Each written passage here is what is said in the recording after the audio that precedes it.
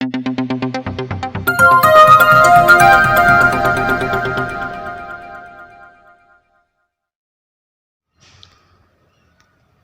देख रहे हैं मदद न्यूज। यूट्यूब चैनल को देखने के लिए चैनल को सब्सक्राइब करें, बेल आइकन दबाएं जिससे आपको हर खबर मिल सके। समृद्धि फाउंडेशन जयपुर और पैसिफिक मेडिकल यूनिवर्सिटी उदयपुर के संयुक्त तत्वावधान में उदयपुर में 2 दिवसीय अंतर्राष्ट्रीय ज्योतिष एवं वास्तु सम्मेलन में आज रविवार को 201 से अधिक ज्योतिष विद्वानों को विभिन्न पुरस्कारों से सम्मानित किया गया।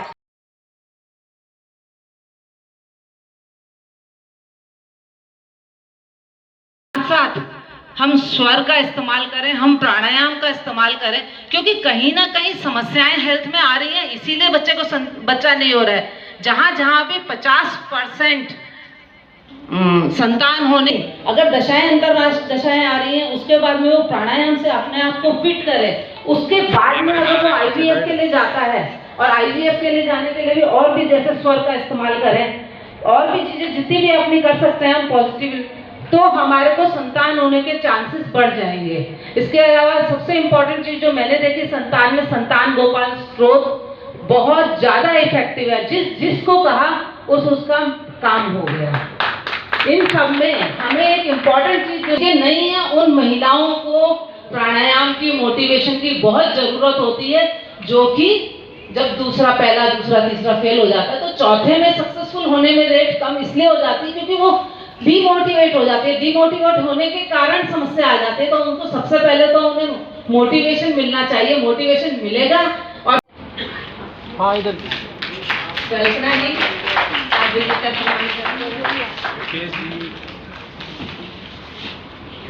अनिता बंसल, थोड़ा सा अंजू मित्तल, अंजू जी, प्रवीणा जी का। हाँ जी इधर देखिए थोड़ा सा, इधर सामने। शिल्पा शेट्टी जी, हाँ इधर देखना। मनीषा जी का। हाँ इधर। मोमन मिनेरिया जी, मोमन मिनेरिया जी। हाँ इधर देखिए मैम। हाँ इधर थोड़ा सामने। हाँ इधर।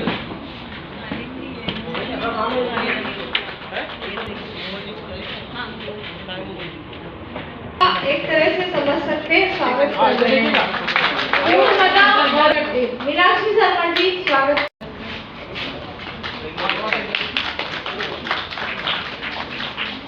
मैं अंजना गुप्ता, मेडिकल अधिकारी के रूप में, और आप लोग सभी लोग इस व्यक्ति या इस देवी के लिए जरूर तालियां बजाएं।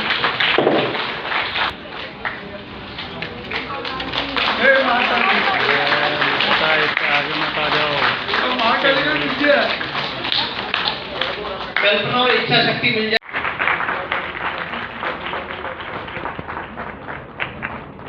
प्रथम माँ सरस्वती और अपने पितृजनों को हृदय से और सभागार में मौजूद सभी विद्वजन और हृदय की गहराइयों से मैं प्रणाम करती हूँ। बहुत ही हार्दिक शुभकामनाएं और बहुत बहुत धन्यवाद कल्पना जी और उनकी टीम को। बहुत ही भव्य आयोजन उन्होंने किया, उसके लिए उनको बहुत बहुत साधुवाद। बहुत ही नाथ प्रभु की जय। बहुत बहुत आप सभी का धन्यवाद। मैं कुछ इम्पॉर्टेंट टिप्स ही आप लोगों के साथ शेयर कर पाऊंगी, ताकि और भी जो मंचासीन विदुषियाँ बैठी हुई हैं, आप सभी को उनको सुनने का भी मौका मिले। फर्स्ट पॉइंट जो मेरा रहेगा वो रहेगा रिलेटेड टू चंद्रमा। अगर चंद्रमा हाउस नंबर 2 में होगा, तो ऐसे में जिस भी जातक के हाउस नंबर 2 में चंद्रमा होगा, अगर उसके घर में घंटियां, रुद्राक्ष, शिवलिंग, त्रिशूल या फिर किसी भी प्रकार की सिद्धियां अगर वो अपने घर में रखता है, तो ये उसके लिए उसको धन की हानि भी कराएगा और कहीं ना कहीं संतान पक्ष में भी उसको ये अशुभता ही प्रदान करेगा। तो सबसे बेस्ट हम लोग यहाँ पर शिवलिंग की जो आराधना के लिए अपने जो क्लाइंट्स होते हैं उनको हम यहाँ पे सजेस्ट करते हैं। तो सबसे बेस्ट रेमेडी है कि शिवलिंग पर केसर डला हुआ दूध अगर हम शिवलिंग पे चढ़ाते हैं और दूध चढ़ाते हैं तो यहाँ की ये बहुत ही बेस्ट रेमेडी मानी गई है अकॉर्डिंग टू लाल किताब, और इससे बहुत ही मैंने देखा है बेनिफिट्स बहुत ही अच्छे मिलते हैं। जितनी भी बातें मैं आप लोगों के साथ शेयर करूंगी ये मेरा एक अपना पर्सनल जो एक्सपीरियंस है ना उसके आधार पर ही आप लोगों के साथ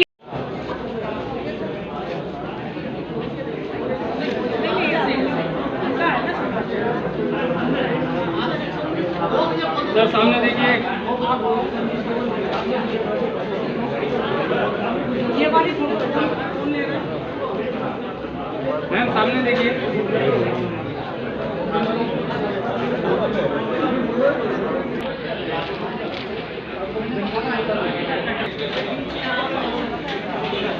आया सामने,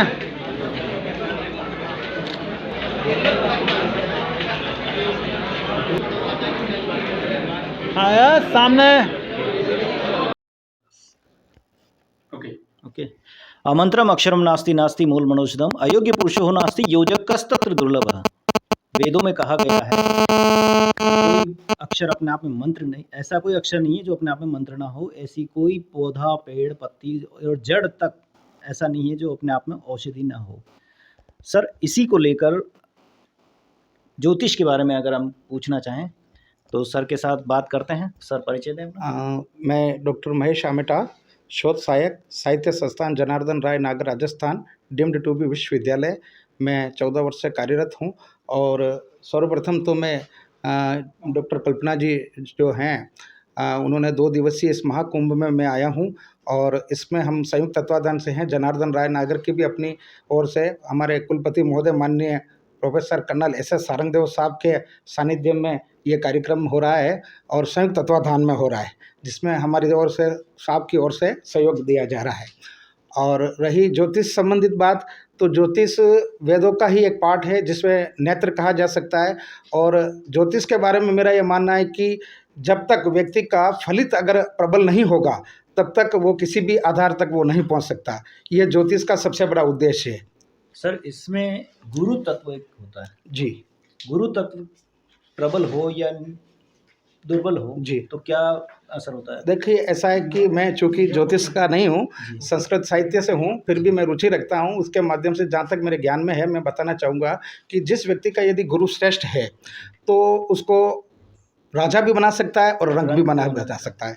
तो जहाँ तक लग्नेश यदि गुरु अच्छा है और उसके साथ कुछ ऐसे ग्रह होते हैं जो शुभ ग्रह होते हैं, वो भी उसकी युक्ति अगर साथ में होती है तो जैसे गजराज योग बनता है, इस प्रकार अनेक योग बनकर उस व्यक्ति को वो ऊपर तक पहुंचाया जा सकता है। तो कहने का मतलब ये है कि ज्योतिष अपने आप में एक आत्मा है और आत्मा का परमात्मा की तरह से मिलान किया जा सकता है ज्योतिष के माध्यम से। और मैं इसके बारे में और भी ये बताना चाहूँगा कि आपको एग्जाम्पल के बारे में कि अंधेरे से प्रकाश की ओर जाना, जिस प्रकार गुरु एक अपने शिष्य को अंधेरे से प्रकाश की ओर ले जाता है, तो ज्योतिष भी व्यक्ति के जीवन को अंधेरे से निकालकर प्रकाश की ओर ले जाती है वो। तो उसी प्रकार उसके जीवन को सुगम्य बनाया जा सकता है। और मंत्रों में वो शक्ति है, ज्योतिष के अंदर जो मंत्र हैं, 9 ग्रहों के मंत्र हैं, नक्षत्र हैं, उनके आधार पर, गणनाओं के आधार पर और मंत्रों के आधार पर उसके जीवन को सटीक बनाया जा सकता है। थैंक यू सर, धन्यवाद। हमारा अपना नाम बोलें? मेरा भुवनेश्वर स्वामी और तिरुपति बालाजी धाम से हूँ। और मैं ज्योतिष के क्षेत्र में मुझे बहुत कुछ सीखने को मिला। अथाह ज्योतिष एक समुद्र की तरह है, ज्ञान का भंडार है। और उस ज्योतिष के आधार पर जो व्यक्ति उस पर विश्वास करेगा, उसके परचिन्हों पर चलेगा, उस परिधि के अंतर्गत आएगा जाएगा तो उसको ज्ञान मिलेगा। और परिस्थितियों से जीतने के लिए प्रतिकूल परिस्थितियों से अनुकूल परिस्थितियों में उसका भाग्य बदल जाएगा।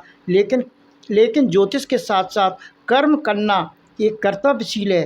कर्म के बिना आपका ये शरीर अधूरा है। कर्म से व्यक्ति महान बनता है, कर्म ऊंचाइयों तक जाता है। लेकिन ज्योतिष को मिला करके यदि ज्योतिष के अनुसार जो व्यक्ति कार्य करे, परिश्रम करे, तो उसका प्रभाव अलग ही दिखेगा। और उसको जीवन में आने वाली कठिनाइयाँ से सचेत होकर के, निडर होकर के उसके आगे का रास्ता हमेशा सरल मिल जाएगा और ज्योतिष के अनुसार बीमारियों का निराकरण हो जाएगा, उनको ज्ञान हो जाएगा और उनको ज्ञात ये पड़ जाएगा कि हमको किस ग्रह से कौन सा गोचर में आ गया है, किस कारण से हमको किस ग्रह के कारण कौन सी बीमारी है, कैंसर कैसे हुआ, बुखार कैसे हुआ, ये सारी उसमें बताया गया। वैदिक में, अध्यात्म में और ज्ञान में ये सारी चीज़ें ज्योतिष से संबंधित हैं और ये पुष्टि करता है ज्योतिष कि हमेशा जिस व्यक्ति को ज्ञान का भंडार ज्योतिष के अनुसार होता है वो कभी प्रतिकूल परिस्थितियों से